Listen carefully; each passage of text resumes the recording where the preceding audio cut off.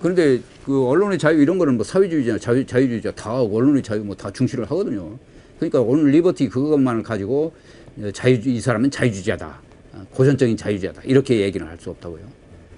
그래서 우리나라도 그것도 지금 오해를 하고 있습니다. 오늘 리버티 문제도 어떻게 그거를 가지고 마치 그거 하나 가지고 미제스는 굉장히 큰 자유주의, 고전적인 자유주의자 뭐 이런 식으로 분류를 해버린다고.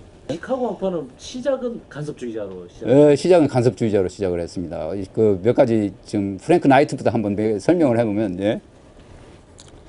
프랭크 나이트가 그 분배 정책을 강력하게 주장을 합니다. 왜 그러냐면 시장에는 이게 분배를 왜곡시키는 요소가 있다 이거예요. 그 요소가 세 가지가 있는데 아주 흥미로운 건데 하나는 우연적인 요소가 있다. 우연. 이게 도박적인 요소가 있다는 얘기예요.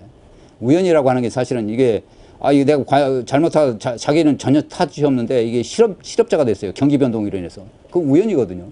그 다음에 내가 태어난 것도 내가 우연으로 가난한 집에서 태어났고 뭐 부잣집에 태어난 거 다 이게 참 그 내추럴 로테리라고요.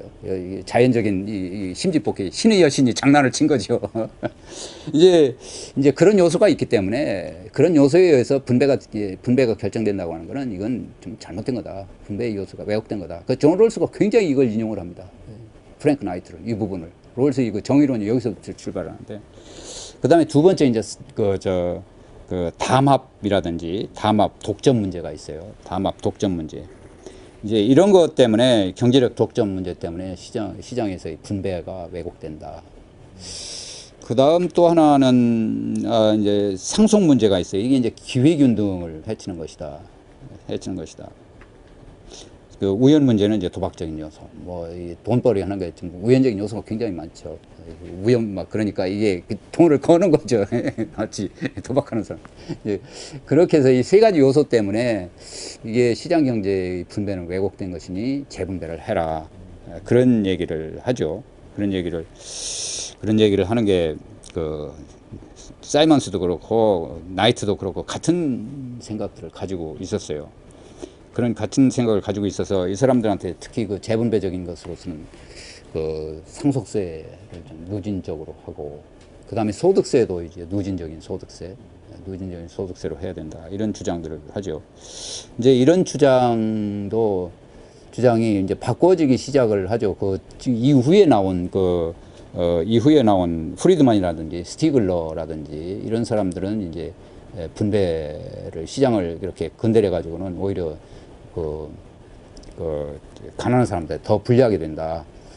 그러니 시장에서는 그대로 두되 다만 그 최소 생활 수준을 이제 보호해주는 방향으로 추진을 해야 된다 하는 게 밀턴 프리드만의 유명한 그 부의소득세라고 있죠. 부의소득세. 이건 이제 일정한 소득세 이하의 경우에는 일하는 능력에 따라서 일하는 돈벌이에 따라서 이제 그 국가가 지원을 더 많이 늘려주는 이렇게 해서 이거 그 네거티브 인센티브가 왜곡되는 걸 막는 그 부의 소득세 제도를 이제 주창을 하죠.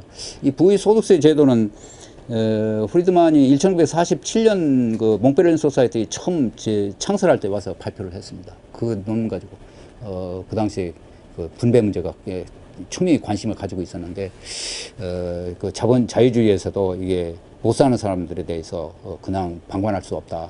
그러니 이런 그 못 사는 사람들에 대해서는 이제 뭔가 자유주의를 해줘야 된다. 해서 많은 사람들이 동의를 얻었고 특히 동의를 받은 게 이게 칼 포퍼가 아주 쌍수를 들죠. 칼 포퍼가 아주 좋은 아이디어다라고 하는 식으로 칭찬을 많이 해줍니다. 그는 그 아주 프리드만이 아주 굉장히 기뻐하는 그런 거죠.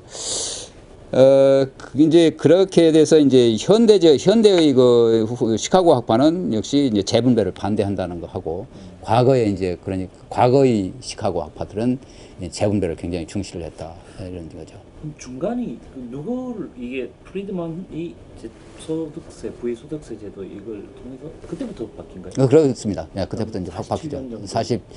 47년 때부터 47년 그 이후부터 바뀌었죠. 그 전에는 이 분배 왜곡 문제를 가지고 심각하게 생각들을 했어요. 나이트라든지 사이먼스 같은 사람들. 근데 사실 프리드만도 스승이 있을 거 아닙니까? 프랭크 나이트입니다. 프랭크 나이트, 근데 이 사이먼스 이런 사람들이죠. 교육이 받고 그냥 이건 아니다라고. 아, 그렇게 가지는 않았죠. 그렇게는 아니고 그냥 이제 뭐 이 사람들도 그 당시에서는 뭐 어떻게 해야 될지 몰랐어요. 프리드만도 나이가 어려가지고 이 사람들 주장을 하면 막 그런가 보다 하는 식이었는데, 야, 가만히 이제 세월이 가는 거 보니까 이게 아니다 하는 걸 느끼는 거죠. 그게 이제 강력하게 대두되는 게 뭐가 있느냐면, 시카고 학파에 뭐가 있느냐면 그 독과점 규제 문제입니다. 독과점 규제 문제에서 뭐 완전히 달라지죠. 과거의 그 시카고 학파하고 현대적인 시카고 학파하고 완전히 달라집니다. 과거의 시카고 학파, 이건 이제 과거의 시카고 학파는 특히 그 자연 독점이라는 게 있죠. 전기, 가스, 뭐 철도 이런 것들, 철도 이런 이것들을 국유화 해버리라고 합니다. 국유화. 아주 가장 강력한 처방이죠. 원래 이게 세 가지 방법이 있는데, 자연적 독점에서 세 가지 방법이, 하나는 민영화하는 방법이 있고, 또 하나는 민영화를 하되 국가가 규제하는 방법이 있습니다. 그리고 이제 마지막 최악의 경우 제일 무한 것이 이제 국유화 시키는 건데, 이걸 선택을 했어요. 국유화하라, 이런 식으로 선택을 한 겁니다. 그 다음에 또 하나는 그 대기업 있죠. 대기업의 횡포를 막고 후생을 지키기 위해서는 강력하게 국가가 규제를 해야 된다. 이게 프리드만이나 스티글 같은 생각이었습니다. 아니, 대기업 대기업 횡포. 규제해야 된다는 게 이게 프리드만도 그랬고 스티글러도 그랬어요. 과거에. 옛날에 1950년대쯤 해서 1950년대 중반까지도 이 생각이었다고요. 이 사람들이. 그러자 이제 그 이후에 이제 연구가 굉장히 많았어요. 아르멘타노 같은 사람들은 이제 미국 경제의 살을 계속 훑어본다고요. 예를 들면 법원 판결들.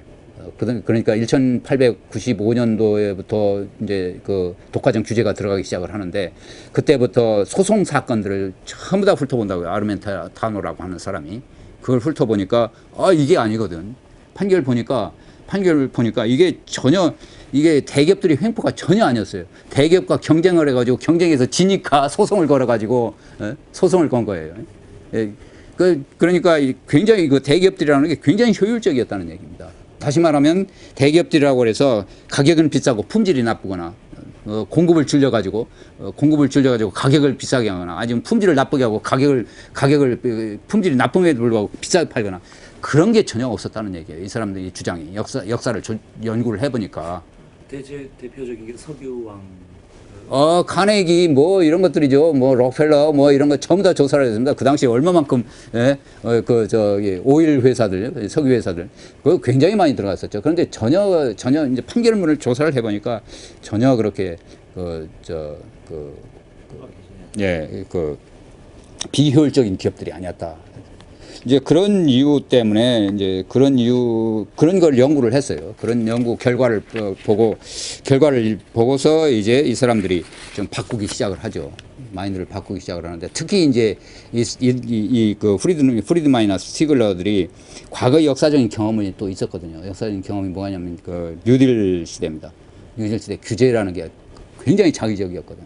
그래서 정부의 규제라는 게 이렇게 자의적이구나 하는 거를 인식을 한다고요. 인식을 하고, 그 다음에 규제 당국이 있죠. 규제 당국이 스캔들. 그 스캔들 뭐 뇌물 먹고 뭐 하는 거 굉장히 많거든요. 규제를 하니까 이게 뇌물 주고 이제 그런 스캔들.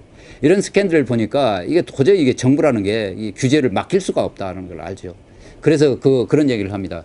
자연적 독점을 국유화할 때, 자연적 독점을 나중에 바꾸는데 어떻게 바꾸느냐면, 이 사람들 스티글러하고 프리드만이 그전에는 국유화를 중시를 했는데, 이 사람들이 연구를 해보니까 민영화, 규제, 국유화, 이 중에서 제일 나쁜 게 뭐냐면, 제일 나쁜 게 국유화고, 그 다음 나쁜 게 규제하는 거고, 그래도 나쁘기는 하지만 제일 덜 나쁜 게 이게 민영화하는 게 제일 나쁘다 하는 거를 인식을 하죠.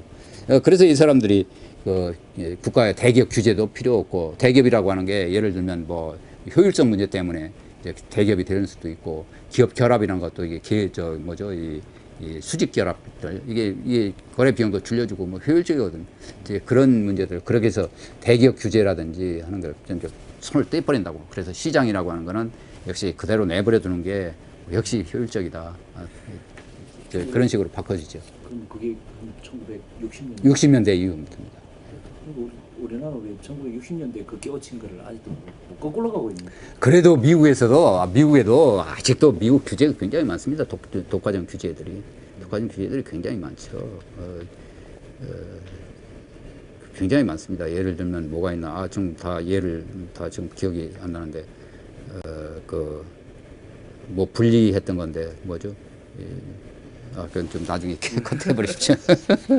근데 이게 세 가지가 나오고 우연에 의한 거는 이제 부의소득세 제도나 이런 거를 통해서 이제 하겠다 그렇고 사실 이제 부의소득세 제도는 이제 자기가 우연찮게 이렇게 태어난 거에 대해서 이제 못 사는 거 그렇죠. 기회균등 문제죠. 이제 상속하는 것도 거의 우연하고 상속하고 이게 합쳐서 부의소득세 제도구나. 이제 우연이라고 하는 걸 두 가지로 해서 분류를 했는데 하나는 자연적인 우연들 그러니까 그 횡재 만나는 거나 아니면 잘못하다가 사고 나가지고 뭐 가난하되거나 아니면 뭐 그 경기 변동이라는 게 이게 내 사람들이 예측하기도 힘들고 그렇지 않습니까? 전부 다 이게 우연이죠. 참 재수 없어서 그런 거 아닙니까?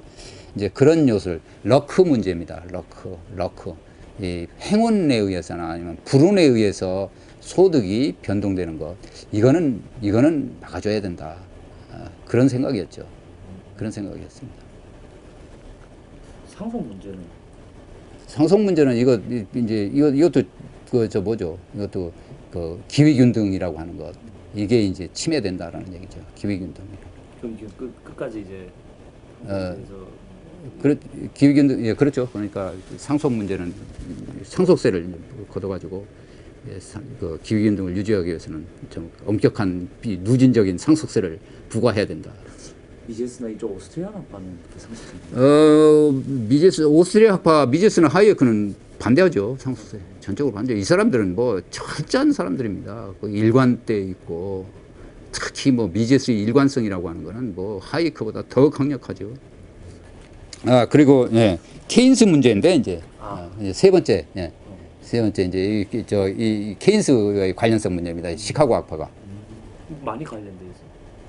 옛날엔 케인스주의자였죠. 케인스가 나오기 전에 케인스주의자였습니다.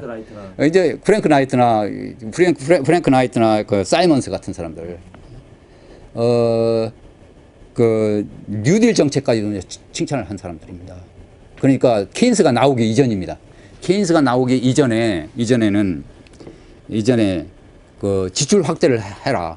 고용 문제를 해결하기 위해서는 지출 확대를 하고 그다음에 통화도 늘려라. 통화도 역시 경기 변동에 투입을 해야 된다. 경기가 나빠질 때는 통화량 좀 늘리고 정부 지출도 늘려서 역시 이제 그 경기를 진작시켜야 된다. 이런 식으로 주장을 했어요. 완전 고용을 도달하기 위해서는 물론 시장에 그대로 내버려두면 완전 고용에 도달할 수가 있는데 이건 시간이 많이 걸린다. 그리고 중간에 잘못하다가는 이게 실업자가 더 많이 늘어날 수도 있다. 그러니 미리 정부가 좀 나서가지고 정부 지출도 늘리고 통화량도 확대를 해라 말이야. 이제 그렇게 해서 뭐라고 얘기를 하나요? 이걸 케인스 이전의 케인스주의자라고 얘기를 합니다. 케인스 이전의 케인스주의자들이요. 이렇게 케인스는 오히려 케인스가 이 당시에 자유주의였습니다. 돈 함부로 푸는 게 아니라고 그랬어요. 바꿔진 거죠. 바꿔졌어요. 그러자 이제 그 케인스가 1930년 일반 이론 그거를 발표를 하니까 이 시카고 이 두 사람들이 완전히 바꿔져 버립니다. 완전히 야 지출 줄여라 이게 케인스는 틀렸다 이런 식으로 나가는 거죠. 두 사람이란 건 그래서 나이트하고 사이먼스 두 사람이. 왜 그래? 나는 이 이상은 케인스가 원래는 그 전에는 이제 화폐 함부로 다뤄서는 안 된다는 식으로 생겼죠. 나이트하고는 이제 써야 된다고 케인스가 요즘 주장하는 케인스주의를 주장하는 걸 했는데 케인스가 일반 이론을 내자 말자 완전히 바꿔져 버렸어요. 프랭크 나이트도 그랬고 사이먼스도 그랬고 그랬습니다. 재량적인 정부 정책이라든지 통화의 재량권을 정부에 주어서는 안 된다. 그렇게 나갑니다. 왜 그렇게?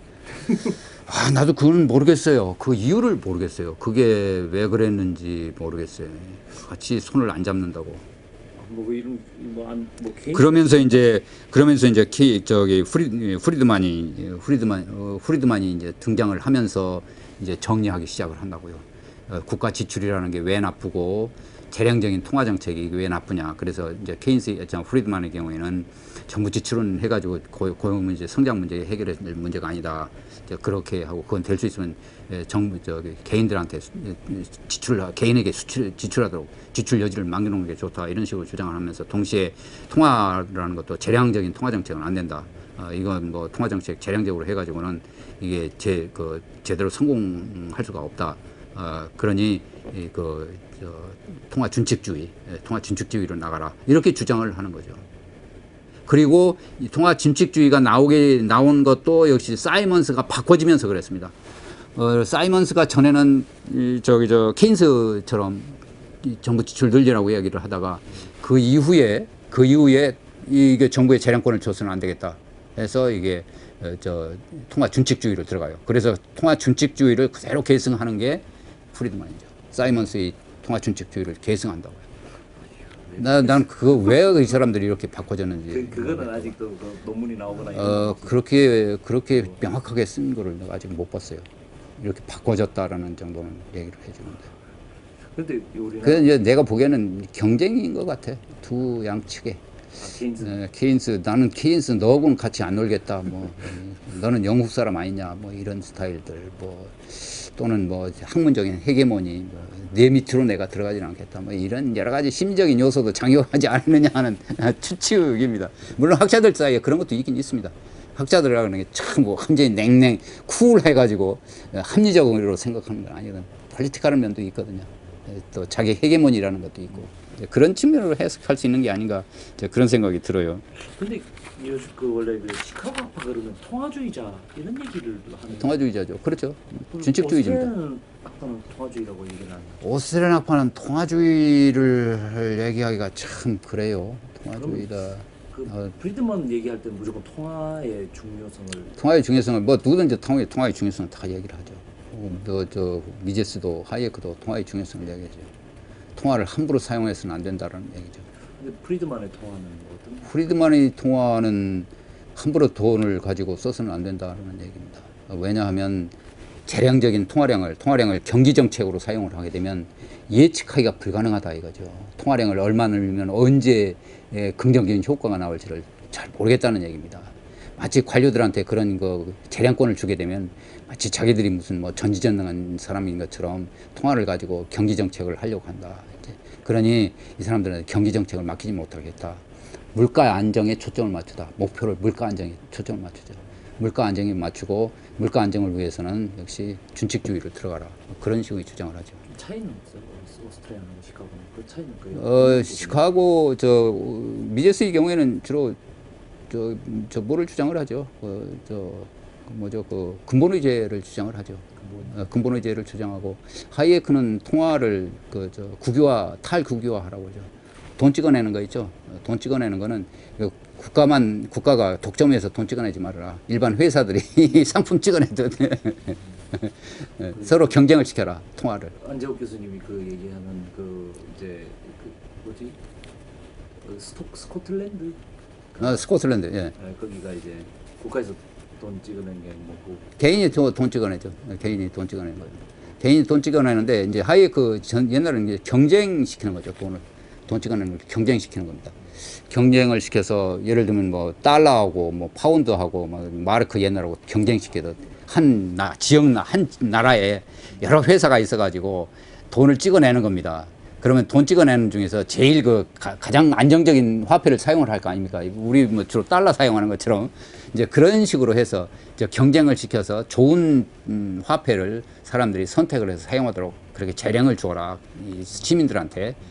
그렇게 하는 게 오늘날 우리가 가지고 있는 인플레이션 문제를 이런 거를 해결하기가 좋다. 뭐 그런 겁니다. 그럼 지금 그 밖에 뭐 복지 문제인데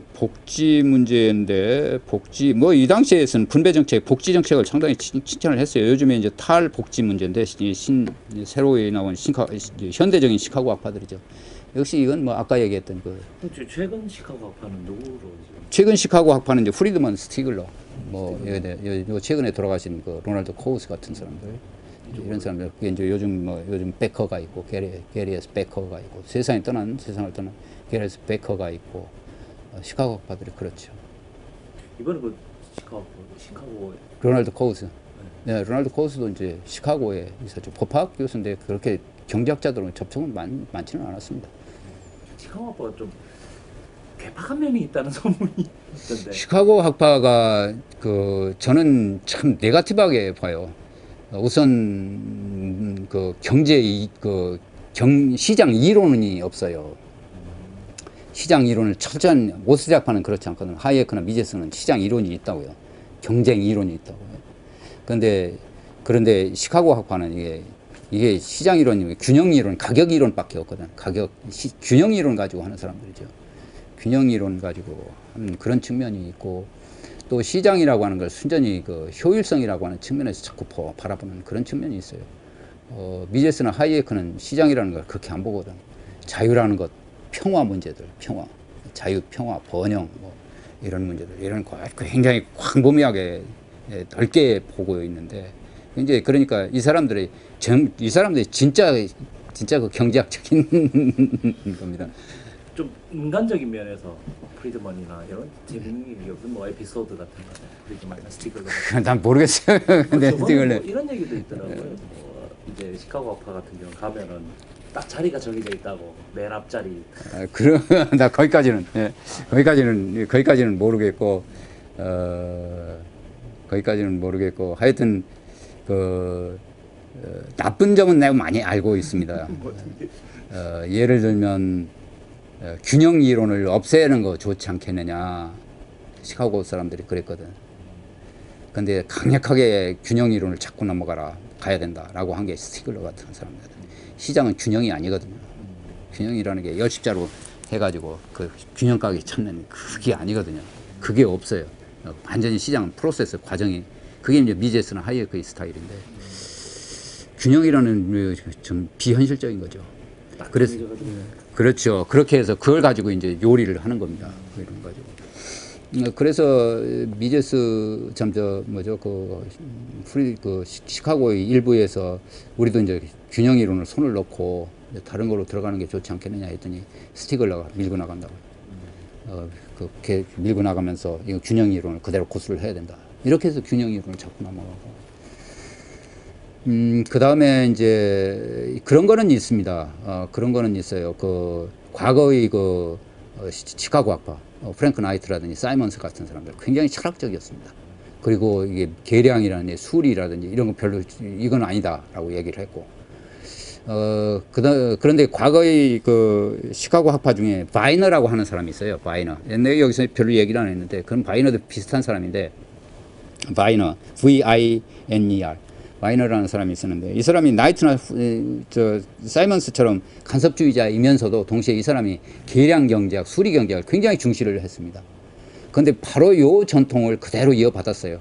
현대 시카고 학파들이 계량화 아니면 수리화 아니면 막 실증주의 뭐 이런 식으로 막 검증하고 통계적으로 검증하는 이런 거를 후기 좀 현대 시카고 학파들이, 프리드만도 그랬고 스티글러도 그렇고 그 이후 다른 사람들, 로널드 코스 같은 사람은 또 예외고 이번에 베커 같은 사람들 다 이제 그런 식이죠.